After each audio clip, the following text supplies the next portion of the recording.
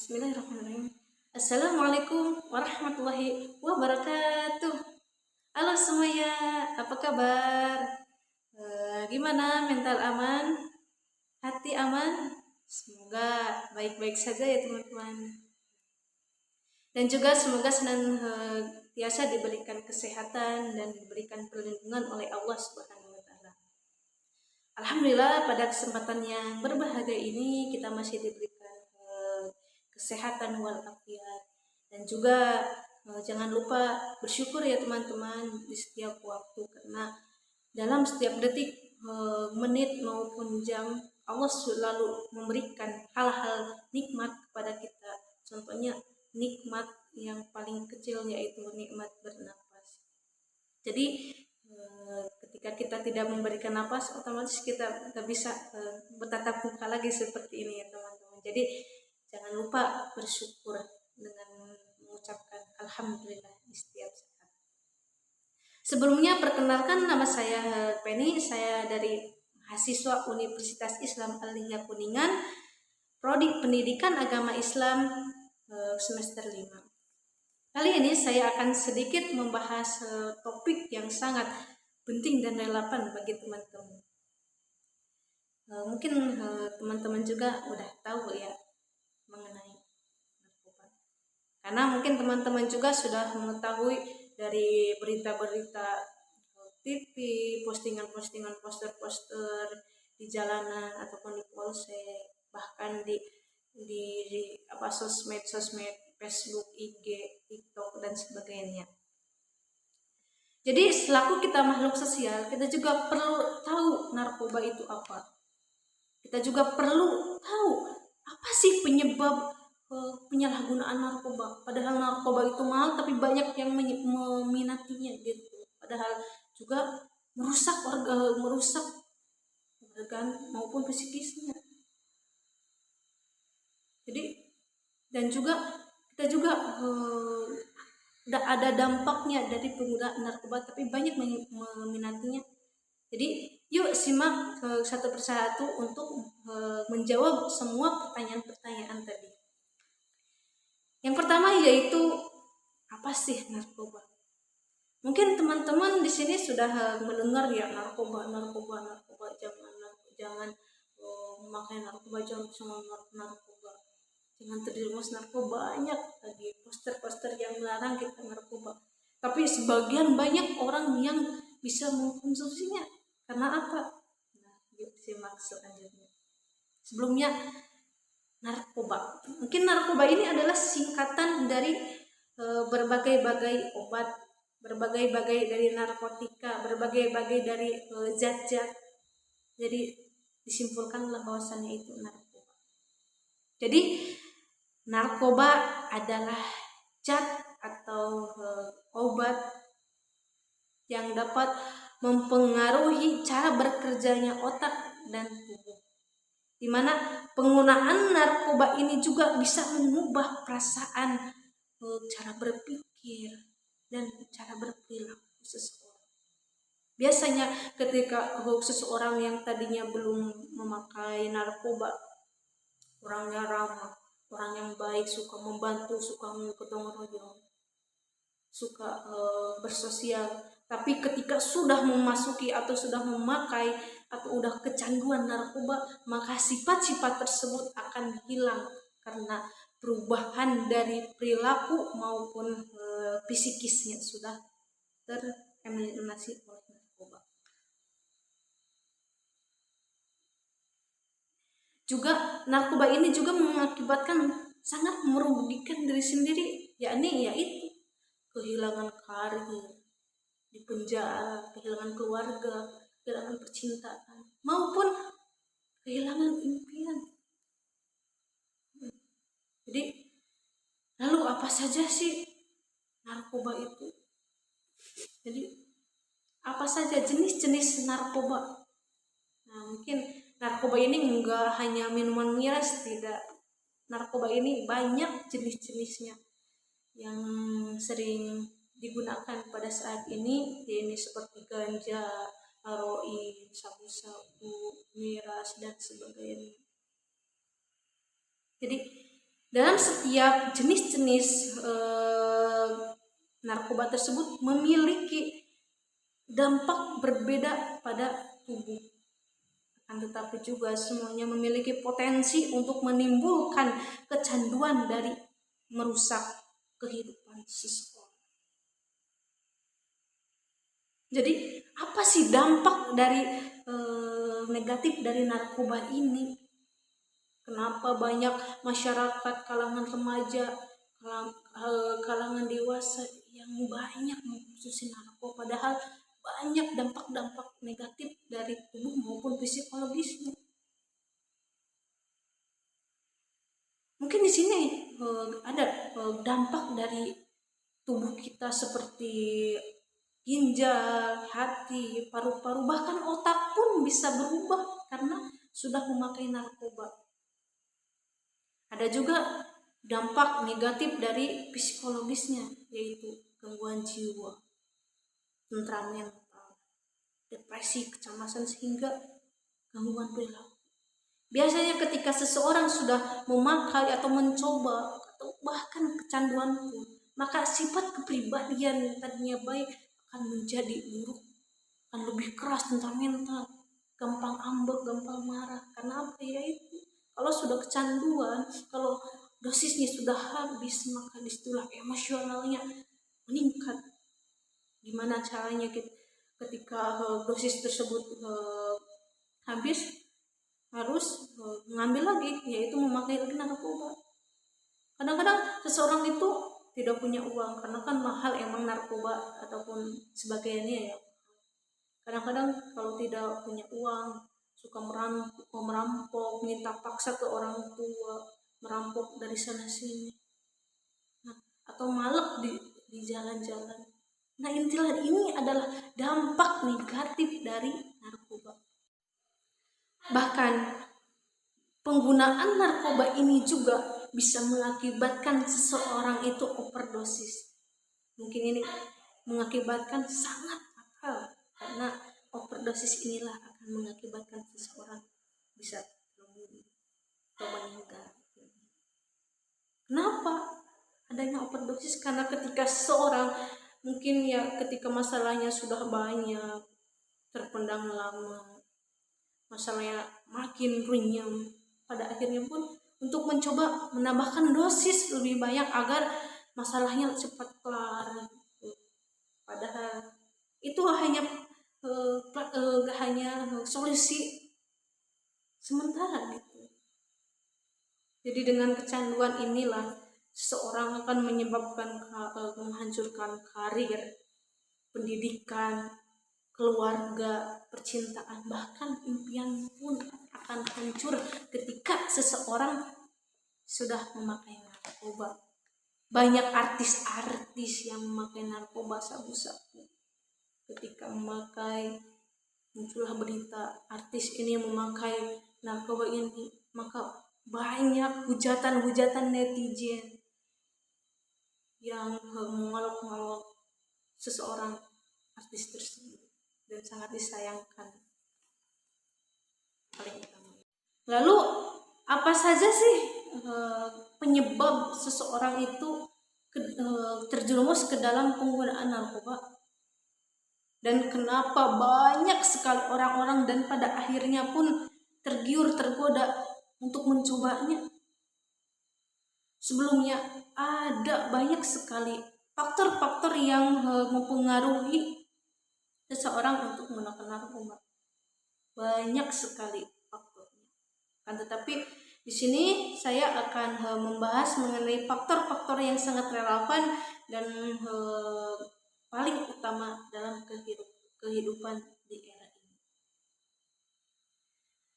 Faktor yang pertama yaitu pengaruh lingkungan sosial, di mana lingkungan yang buruk, pergaulan yang bebas, pertemanan yang salah, seperti berkumpulnya teman-teman atau circle komunitas yang terlibat narkoba, ini sangat berpengaruh sekali. Dan juga tekanan dari teman sebayanya, memaksa untuk memakai narkoba atau meminum miras. Ketika sudah merasakan, maka disitulah mulai timbul rasa keingin tahuan lebih lanjut ketika sudah merasakan, karena ada efek ketenangan hati. Mungkin ketika sudah dikasih oleh temannya, mungkin sudah terbuli lagi contohnya, mungkin disitulah cikal bakalnya seseorang akan terpengaruh oleh narkoba. Faktor yang kedua yaitu faktor tekanan emosional dan stres. Dimana ketika seseorang sudah stres, berkecemasan yang berlebihan, masalah keluarga, masalah sosial, masalah teman, masalah pekerjaan, masalah percintaan, mungkin tekanan inilah yang bisa membuat seseorang itu mencari kenyamanan di luar kendalinya, mencari pelarian dari masalah ataupun tekanan ini. Tekanan dari bos, tekanan dari guru, tekanan dari teman, ini adalah suatu pengaruh yang membuat seseorang itu akan mencari pelarian, mencari kenyamanan. Jadi, narkoba lah dianggap solusi paling ampuh atau paling cepat untuk mengatasi masalah tersebut. Padahal dengan mengkonsumsinya narkoba itu hanya pelarian sementara saja, nggak berkelanjutan, tidak, hanya sementara saja, sewaktu saja, yang justru ketika sudah memakai, maka disitulah memperburuk keadaan, membuat seseorang berperilaku lebih keras, temperamental, ataupun perubahan fisik maupun psikologisnya. Yang selanjutnya yaitu faktor yang ketiga, yakni faktor keluarga. Ketika seseorang mempunyai keluarga yang tidak harmonis, kurangnya perhatian, kurangnya kasih sayang dari orang tua karena orang tuanya bersibuk kerja, sibuk ini, sehingga anaknya pun tidak terurus, terabaikan. Bahkan ataupun kekerasan dalam rumah tangga, dalam mendidik seorang anak, ataupun didikan seorang suami kepada istri, didikan seorang ibu kepada anak terlalu keras, bisa meningkatkan resiko seseorang tersebut untuk mencoba narkoba. Karena apa? Jadi ketika seseorang terabaikan, kurangnya perhatian, kurangnya kenyamanan dari keluarga, kurangnya rasa pengen cerita tapi tidak bisa karena orang tuanya terlalu keras untuk belajar lebih, maka mereka itu lebih cenderung mencari kenyamanan, mencari pelarian dari masalah-masalah tersebut, yaitu apa? Keluar dari keluarga tersebut, atau mencari pertemanan, komunitas yang bisa melarikan masalah atau menceritakan beban-beban tersebut.